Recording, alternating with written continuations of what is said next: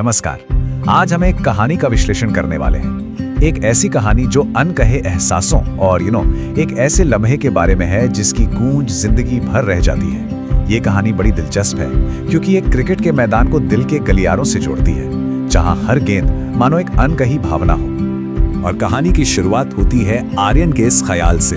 देखिए, ये सिर्फ एक लाइन नहीं है, ये तो पूरी कहानी का आप कह सकते हैं सार है। क्रिकेट का ये जो मेटाफर है ना, ये हमें सीधे आर्यन के दिल की दुनिया में ले जाता है, जहां प्यार किसी उलझी हुई गेंद की तरह लगता है। तो चलिए, कहानी का मंच तैयार है।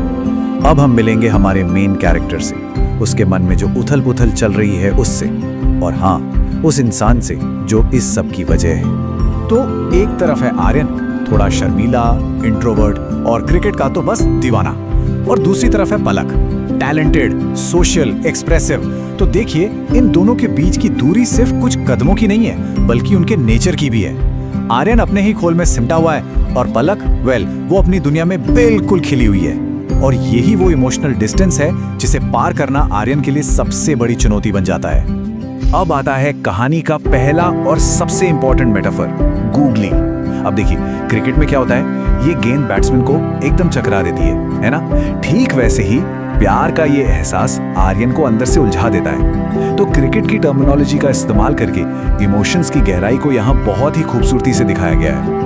और यहीं पर कहानी में एक छोटा सा ट्विस्ट आता है। हमें पता चलता है कि ये फीलिंग शायद सिर्फ एक तरफा नहीं है। पलक भी दूर से आर्यन के टैलेंट को नोटिस करती है, उसे सराहती है।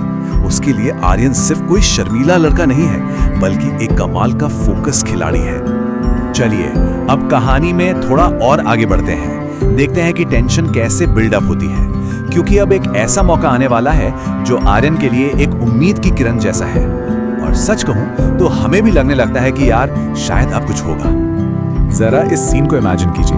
आर्यन मैदान पर है, कॉन्फिडेंस से भरा हुआ, वो अपने गेम के टॉप पर है। उसे लग रहा है कि वो कुछ भी कर सकता है। और वो जो छक्का मारता है ना, वो सिर्फ रन नहीं है, वो उसकी हिम्मत की उड़ान है। और फिर ये होता है, पलक की तरफ से आती है ये सीधी सीधी एनकरेजमेंट, और बस यही वो चिंगारी थी जिसकी आर्यन को जरूरत थी। ये सिर्फ तारीफ नहीं है, ये एक इशारा है, एक कनेक्शन है जो आर्यन को हिम्मत देता है कि वो अब कुछ करे। और बस इसी मोमेंट पर आर्यन फैसला कर लेता है। उसकी जो सालों की झिझक थी ना, वो एक पल के कॉन्फिडेंस के नीचे दब जाती है। उसके मन में एक उम्मीद जागती है कि शायद आज वो मैच जीत ही जाएगा, मैदान का भी और दिल का भी। लेकिन जैसा कि हर कहानी में होता है, एक टर्निंग पॉइंट आता है। ये कहानी का क्लाइमैक्स है, वो पॉइंट जहां उम्मीद डर से टकराती है, और यहीं पर सब कुछ बदलने वाला है। और यहाँ कहानी एक झटके में बदल जाती है। एक तरफ आर्यन हिम्मत जुटाकर उसकी तरफ बढ़ रहा है, और दूसरी ही तरफ विशाल की एंट्री होती है। बस इन्हीं दो मोमेंट्स के बीच आर्यन की सारी हिम्मत टूटकर बिखर जाती है। विशाल का जो कैरेक्टर है, वो आर्यन से एकदम उल्टा है। वो कॉन्फिडेंट है, आउटगोइंग है, बात करने में माहिर। जहां आर्यन एक एक शब्द सोच रहा था, वहीं विशाल वो बड़ी आसानी से पलक से कनेक्ट कर लेता है। और ये देखकर आर्यन की इनसिक्योरिटी और बढ़ जाती है। तो बस ये है वो डिसाइडिंग मोमेंट। आर्यन के मन की लड़ाई अपने पीक पर है। एक तरफ दिल कह रहा है कि बोल दे, पर रिजेक्शन का डर उस पर हावी हो जाता है। उसे लगता है कि यार, कोशिश करने से अच्छा है पीछे हट जाओ। और यहां आता है कहानी का दूसरा सबसे इंपॉर्टेंट मेटाफर, डक पर आउट होना। मतलब क्रिकेट में बिना कोई रन बनाए आउट हो जाना। आर्यन को भी यही लगता है कि अगर उसने कुछ कहा और बात नहीं बनी, तो ये तो डक पर आउट होने जैसा होगा। उसने अपनी पारी, अपनी इनिंग्स शुरू होने से पहले ही खत्म मान ली।